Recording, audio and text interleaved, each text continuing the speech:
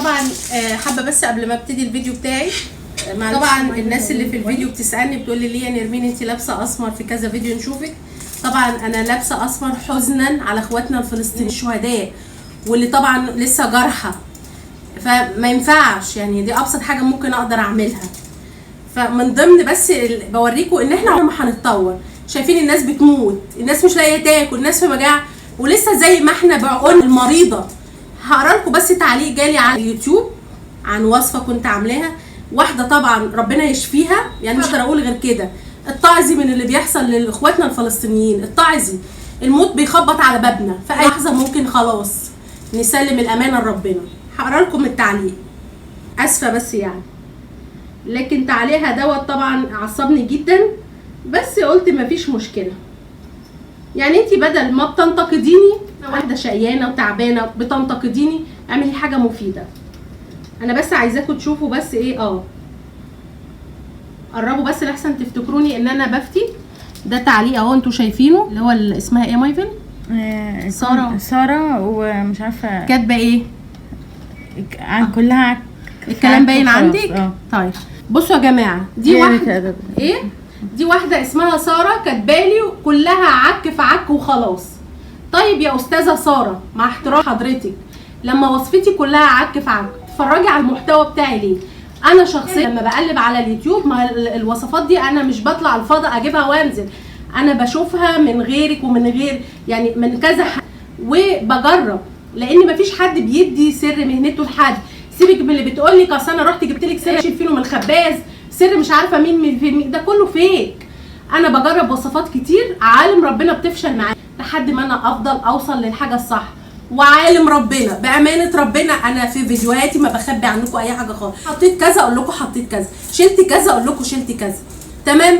فلما بتعجبني وصفه على اليوتيوب قصدي بتفرج على الاول يشدني مثلا اللوجو بتاعها، يشدني الغلاف، فبفتح الوصفه اشوف، لا اقول لا مش عاجباني، بس مش بكتب تعليق وحش ولا بعمل اي حاجه خالص. خلاص بحترم نفسي وبخرج من القناه. الوصفه مش عاجباني خلاص، ربنا يكرمها وتلاقي حد تاني وصفاتها تعجبه. لكن انت يا ساره ان انت تقولي لي كله عك في عك وخلاص، ارتحتي؟ هو انا بس المقصود يا رب تكوني ارتحتي وهديتي نفسيا. بدل ما تنتقديني روحي اقعدي صلي لك ركعتين لربنا، اذا كنتي مسلمه صلي ركعتين لربنا، واذا كنتي مسيحيه صلي شويه، يعني اي كتاب مقدس اقري اي حاجه، ادعي للناس الفلسطينيين اللي بيموتوا لان اهاليهم فقدوهم، اللي فقد مراته واولاده، واللي فقد جوزها واولادها، واللي عيالهم كلهم اتدمروا. فاحنا بنعمل ايه؟ امتى هنتعلم؟ امتى هنتعظ؟ امتى هنفوق؟ امتى هنبطل غل وحقد على بعض؟ انا طبعا اسفه، بعتذر ليكم، لكن عالم ربنا انتوا بمثابه اخوات ليا، احنا كلنا هنا عيله واحده على اليوتيوب. بيجيلي تعليقات كتير جميله، كتير من ناس محترمه كتير. انا مش طالبه منك اي حاجه ولا طالبه منك. انا طبعا اسمها كيكه الفانيليا، الكيكات بره غاليه جدا، ولادنا طبعا او بنتك كوبايه لبن جنب قطعه كيكه اي حاجه، شاي وهو بيذاكر جنب قطعه كيكه، ربع كيلو دقيق على الصينيه دي كلها حلوه، ومش ربع كيلو. احسبي ربع كيلو دقيق بكام؟ عملنا الصينيه دي. هنجيب طبعا حاجه اوسع شويه من الصينيه. قربي يا مايا، بصوا الصينيه لا هي محروقه ولا اي حاجه خالص. طبعا استاذه ساره اللي بتقولي وصفاتك عك في عك، طبعا انا بشكرك على تعليقك. عايزين نشوف اكلها بس. هقطع الكيكه اللي هي البيز خالص العاديه اللي كنا بنعملها زمان، تحفه. هنقطعها جعانه بالليل مثلا وعايزه تعملي او تعشي حاجه بالليل خفيفه، مش قادره تقومي تحضري عشاء، كوبايه حاجه ساقعه، تعملي كوبايه شاي، اي حاجه. ربع كيلو دي بسيطه. بصوا يا جماعه الكيكه امشي على الخطوات مظبوط، عمرها طبعا ما هتفشل. والطريقه دي بصوا جمال الكيك اهو، بصوا قد ايه طريه، قد ايه هشه، مش طالعه مكتومه طبعا.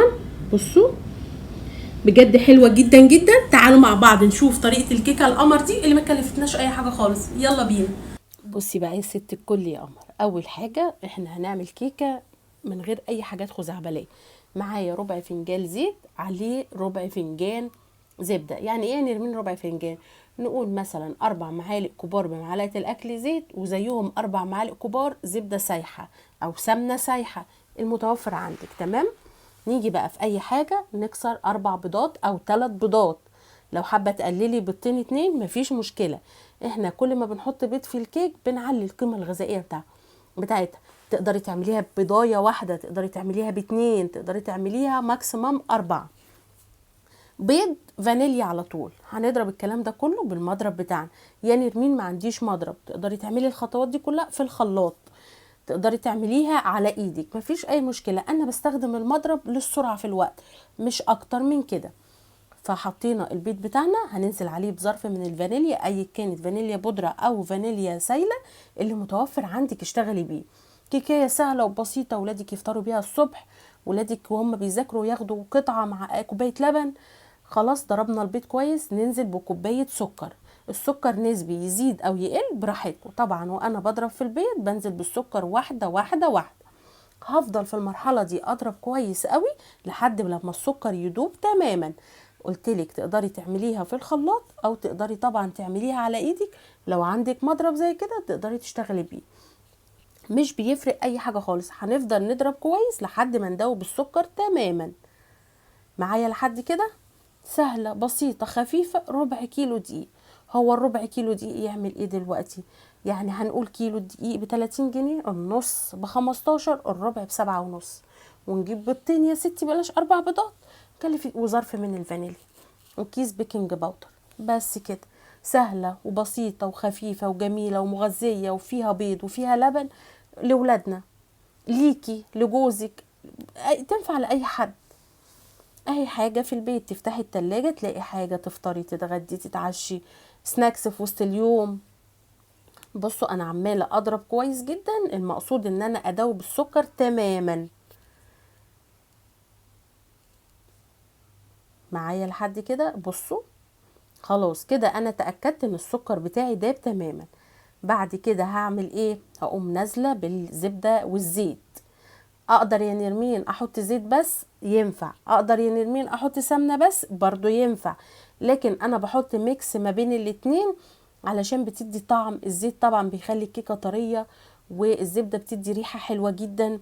لكن لو مش متوفر عندك نوع منهم تقدري تستخدمي بنوع واحد، مفيش اي مشكله. زيت بس مش هيضر. زيت التموين يا نرمين عادي، اشتغلي باللي متوفر في بيتك. المهم نعمل حاجة حلوة في بيتنا موفرة وكمان حلو. نضرب الزيت والزبدة كويس جدا. انا الكوباية بتاعتي دي كوبايتين منها بربع كيلو دقيق. انت طبعا المفروض تبقي عندك حاجة يعني عارفة بيها، او وانت بتجيبي الدقيق توزني مثلا ربع، يعني او تحطي على حسب الخليط اللي احنا حطيناه، تنزلي تاتا تاتا لحد ما توصلي للقوام اللي انت عايزاه. انا طبعا عماله اضرب، وبعد ما ضربت الزبده كويس نزلت بالدقيق طبعا واحده واحده وبضرب علشان اتاكد ان الدقيق بتاعي تشرب من كل السوائل اللي احنا حاطينها. اهو بصوا واحده واحده. لكن لو بتعملي في الخلاط بعد ما تضربي المواد السائله كلها هتفضيها في طبق بره، وبعد كده تكملي الدقيق على ايدك، ما نحطش الدقيق في الخلاط. بصوا اهو بضرب تمام لحد كده. انا لحد دلوقتي ما حطيتش بيكنج باودر. نركز في الخطوات دي لان الخطوات البسيطه دي بتخلي الكيكه معاكي ناجحه. بعد ما ضربت خلاص الدقيق بتاعي كويس جدا وضمنت ان هو اتشرب من كل السوائل، الكيكه بتاعتي هنا تقيله سيكه لسه، هنزل بظرف كامل من البيكنج باودر. وبعد كده ده لبن سخن، نركز مش ساقع، لا لبن سخن بنزل بيه تاتا تاتا. ما تقولوش يا نرمين البيض هيستوي، احنا اوريدي ضربنا البيض كويس جدا جدا فمش هيحصل اي حاجه. تكه اللبن السخن دي بتفرق 180 درجه في قوام الكيك. طب يا نرمين ما عنديش لبن، تقدري تحطي ميه. عندك لبن بودره تقدري تحطي. طبعا هنحط كميه اللبن بقى تاتا تاتا بالتدريج لحد ما نوصل للسمك بتاع الكيكه اللي هو كريمي، له تقيل وله خفيف. اهو ما نبالغش قوي في الضرب بعد ما بنحط البيكنج باودر، يعني بصي اللي هو ضربتين 3 4 كده اهوت، نتاكد ان خلاص قوام الكيك بتاعنا كويس تمام كده قوي. طبعا ما فيش مضرب كهربائي نقدر نعمل الخطوه دي بايدينا، ما فيش اي مشكله.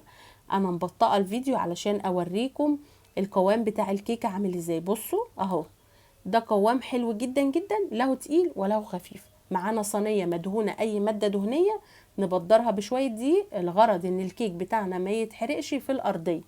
هبدرها كويس قوي، وبعد ما بدرتها هنفض الزيادات كلها في الوقت ده الفرن بتاعي قايد على اعلى درجة حرارة عندك، رف فوق الاوسط. وبعد طبعا ما يعدي مثلا 5 أو 7 دقايق ببتدي اهدي نار البوتاجاز للنص. بصوا اهو، فضيها بقى في اي صينيه. هو ربع كيلو دقيق فهينفع في اي صينيه. انا صينيتي دي بتاخد نص كيلو دقيق، لكن انا حبيت اعمل معاكم كميه صغيره بحيث اي صينيه، لا هقول لك مقاس 28 ولا مقاس 22 ولا اي حاجه، اي صينيه عندك. هنخبطها خبطتين 3 4 كده اهوت في الارض، خبطتين كويسين. بصوا اهو. وبعد كده هندخلها الرف بتاعنا فوق المتوسط.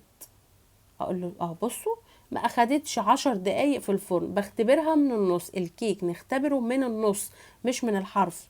استوت وبقت تمام قوي. اغطيها باي حاجة اول ما تخرج من الفرن علشان تفضل طرية وحلوة. وبس كده يا ست الكل يا قمر. طريقة الكيكة القمر دي كيكة تحفة. تقدري تحطي منها كام قطعة لابنك او لبنتك في اللانش بوكس، يفطر قبل ما يروح الشغل، انت نفسك تفطري. بجد حلوة جدا.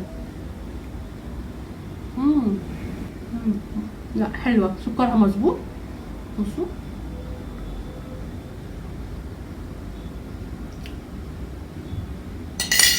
كيك وبيهبط منك او بتقولي ايه اللي بيخليه يهبط، امشي على خطوات مظبوطه اللي انا وريتها لك في الفيديو بدون اي كلاكيع، وهتطلع معاكي باذن ربنا ناجحه. وهستنى رايي في التعليقات وتقولي لي عملتيها وكان رايك فيها ايه بامانه. قولي لي يا نرمين كانت وحشه او قولي لي يا نرمين كانت حلوه. طبعا اذا فيديو النهارده عجبني لايك وشير، وما تنسوش طبعا تدوسي على اعجبني على صفحتي على البيج على الفيسبوك بيت العيله واكلات نرمين، وتابعوني على الانستا باسم والتيك توك وكواي باسم بيت العيله واكلات نرمين. واهم حاجه لو فيديو عجبكم اعملوا شير كتير لاصدقائكم ومعارفكم، خلوا كله يستفيد، خلوا كل البيت بمنتهى السهوله وبمنتهى البساطه. وفي نهايه الفيديو بتاعي مش هقول لكم زي كل مره باي باي، لا هقول لكم ما تنسوش تدعوا لاخواتنا الفلسطينيين.